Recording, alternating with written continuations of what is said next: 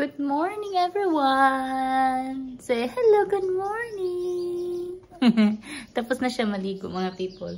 Mag-prepare ako ng food niya. I-try ko siyang pakainin ng siya lang. Nakikita ko kasi sa ibang videos na yung ibang mamshies, tinuturuan na nila yung baby nila na kumain mag-isa. Ang tawag nun is baby-led weaning. So, try ko si baby girl. Since pag kumakain naman kami ni Day, pinibigyan ko siya ng tinapay. Siya lang nagsubo-subo.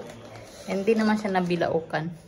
So, itry ko siya since 7 months na siya bukas. So, baka naman, pwede na sa kanya. Actually, 6 months talaga yun siya pwede yung BLW. Kanga. Yun yung term na ginagamit nila. Pero, hindi ko pa siya inumpisahan nung pagka 6 months ni baby kasi medyo worried pa ako, natatakot ako na baka mabilaukan. Since na-try ko naman siya nabigyan ng apple, tapos tinapay, mga ganun, okay lang naman sa kanya, ginangat-ngat-ngat niya. So today, napag-isipan ko o napag-desisyonan ko na ipatry ko sa kanya na siya lang magsubo na mag-isa. Pero babantayan ko rin siya, of course. So, gawa tayo ng pagkain niya, mga people. Nakasilip-silip niya sa akin kasi anong oras na ba? Mag-11 na. So, breakfast time na ni baby girl. So, let's go. Ang aking i-prepare lang is itong blueberry at saka strawberry. Haluan ko siya ng plain yogurt, Greek yogurt, at saka i-mash ko siya. Haluan ko din pala ng banana. So, banana, strawberry, blueberry, tapos plain yogurt.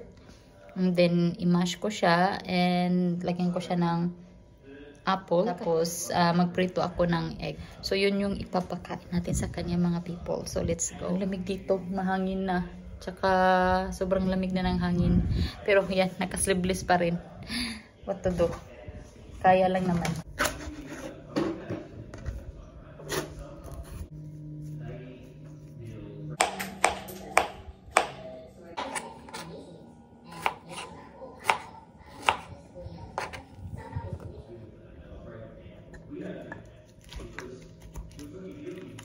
Yan na yung ating mash blueberry, strawberry at saka banana. Tinanggal ko yung mga balat ng blueberry kasi yan, medyo hindi na durog ba. Kaya pinagtatanggal ko. Meron pang iba dito. Tanggalin ko to. So haluan ko lang to siya ng Greek yogurt, mga people. Tuloy pinapakain ko na yan si Catriona ng raspberry na may banana at Greek yogurt. So far, wala naman siyang allergies and paborito niya yon. Ang laki ng angan niya nun pag yun yung pinapakain ko sa kanya. Yun at saka Cerelac. So, yan yung kanyang puree. Lagyan ko ng yogurt. Yan siya, oh. Ihalo ko lang. I changed my mind. Orange na lang kasi hindi pa niya na-try ng magnat-ngat ng orange. Ihan natin para yan. Pwede na yan, tatlo. Narinig nyo si Catriona. Tawa ng tawa o ngiti ng ngiti. Tapos magluto lang ako ng isang pirasong itlog. And lagyan ko na rin pala siya ng toast bread. Para complete meal. Catriona? Para complete meal, baby. Gutom na ang baby. Shush. Ito na yung omelette. Isang pirasong itlog to, mga people. Tinapay na lang yung kulang. Na yung kanyang tinapay. Umiyak na siya kasi gutom na. Tanggalin ko lang yung edges. Ano natin.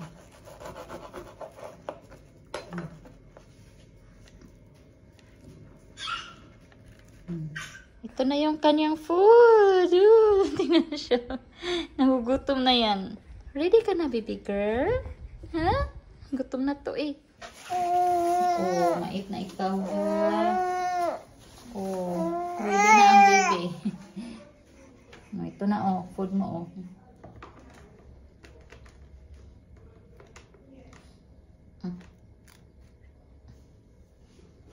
Bantayan natin siya mga people kasi baka mabilaukan.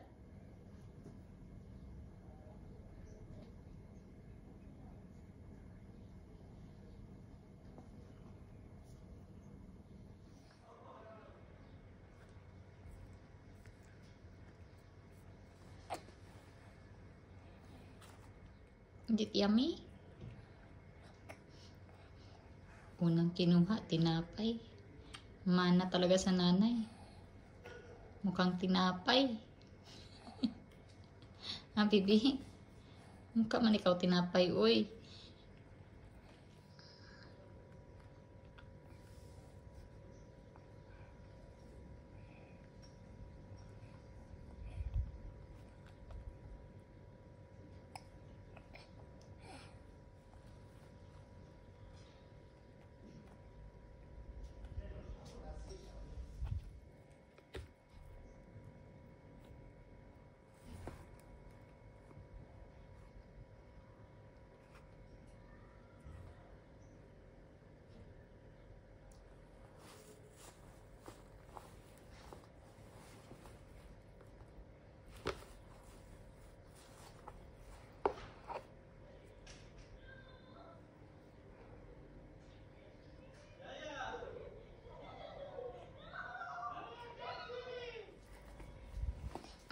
Kinuha na. San? Nakalimutan ko kasi ano yung itlog slice.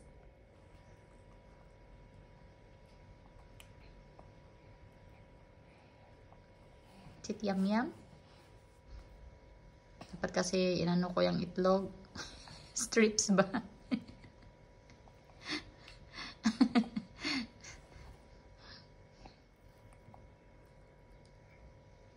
Sige na. Ha?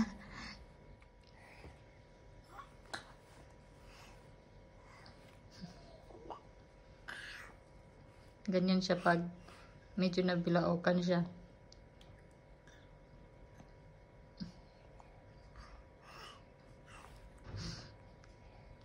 Noong una, pag gumaganyan siya, takot na takot ako.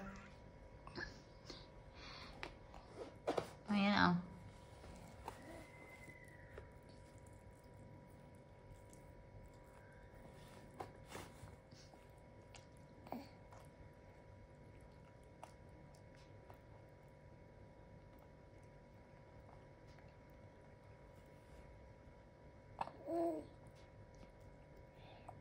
Ano yung pinagagawa oh? Sige, kain ka lang.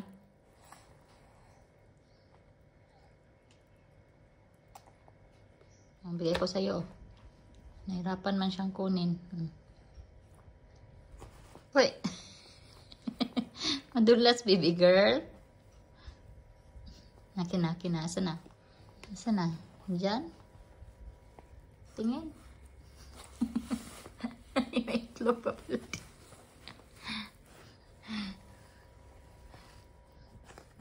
Sige, kunin mo. Good girl. Uy!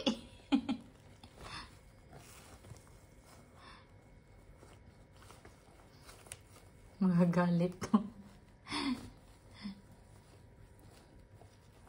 Mawawalan pa naman to ng pasensya minsan. Nasa na?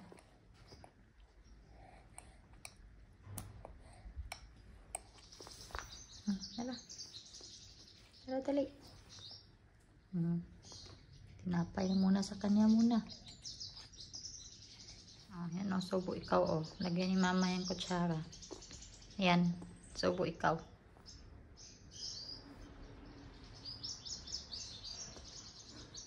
Hindi yan, kabila. Kabila, bibi, kabila.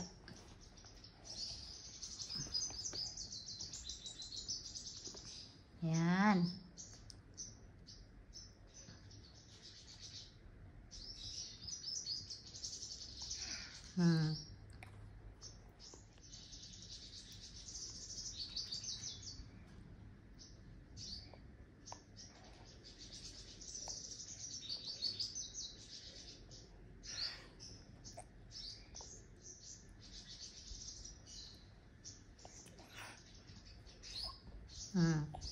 Huwag masyado idiin. Inaantok na siya.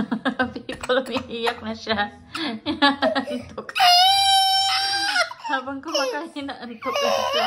Oh, lagi. Oh, maslip na ikaw. Oh, why.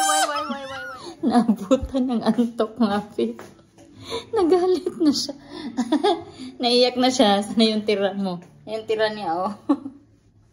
Ang dami yung tira. Pero may nakain din naman siya. Yung tinapay at saka yung itlog. See? Ha? Yung sipon mo sa kaiyak. Diba hindi siya nadumihan dahil doon sa suot niya. Parang coat. Painumin ko na lang to siya ng milk para matulog na. Maslip na ikaw? Bibi. Yan ang ating bibi. Oh, hindi na ubos yung pagkain niya kanina. Bukas, try ko naman siya ulit na pakainin ng ganun pa rin, mga people, para masanay siya. Pag sa gabi naman, sinusubuan ko siya. Sa breakfast lang para matuto siya or masanay ba unti-unti. So, yun lang mga people, ang aming ganap, ang aming vlog today. Thank you mga people for watching. Ingat kayo palagi. God bless and bye-bye. Oy. Say bye-bye. Mura ka ng Miss Rachel,